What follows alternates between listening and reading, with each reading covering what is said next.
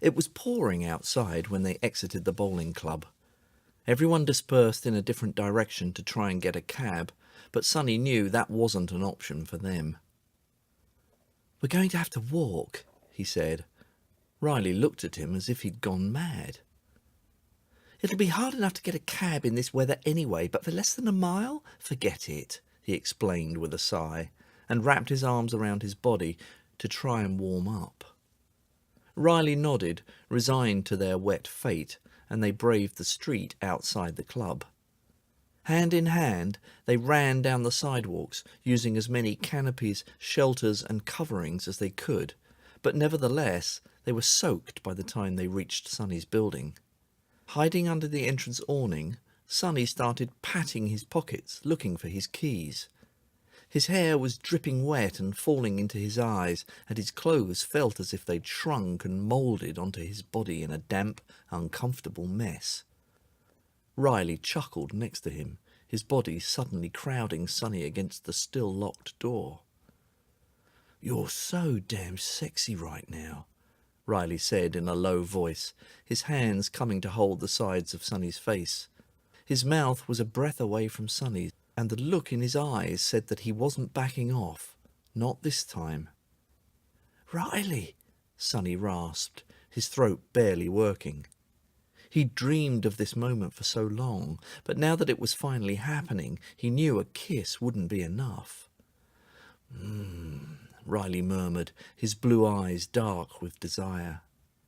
"If you kiss me, there's no going back," Sonnie whispered, his body trembling with anticipation. "No more nights on the sofa for either of us." Riley considered that for barely a second before his mouth crushed over Sonnie's and stole his breath. The kiss was desperate and bruising, Riley's stubble scratching Sonnie's skin as their tongues fought for dominance. Riley's hands snuck under Sonnie's wet clothes until he found bare skin. Wrapping his arms around his waist, Riley hoisted Sonnie up, using the closed door as leverage.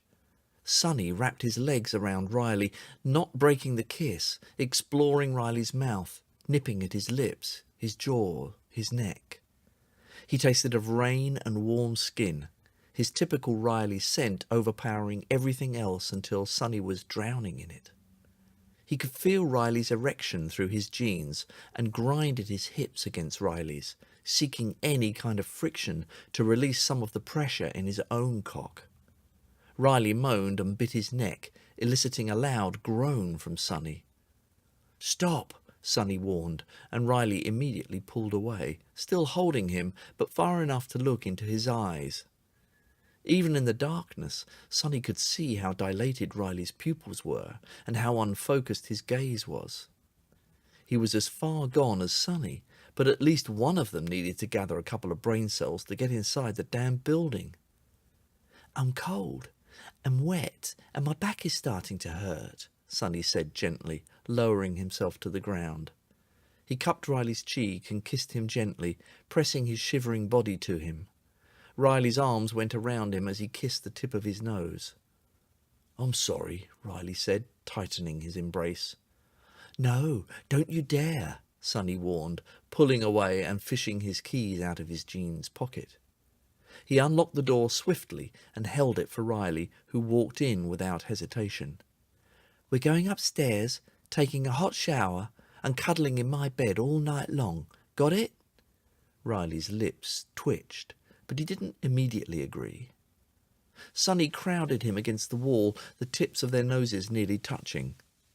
"I've been waiting too damn long for this, for you, and I'm not letting you slip away," he murmured, reaching for Riley's hand and entwining their fingers.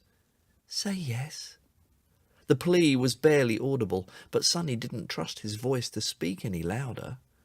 If Riley changed his mind and rejected him right now, he wouldn't be able to handle it. "Yes," Riley whispered, placing a soft kiss under Sonnie's jaw.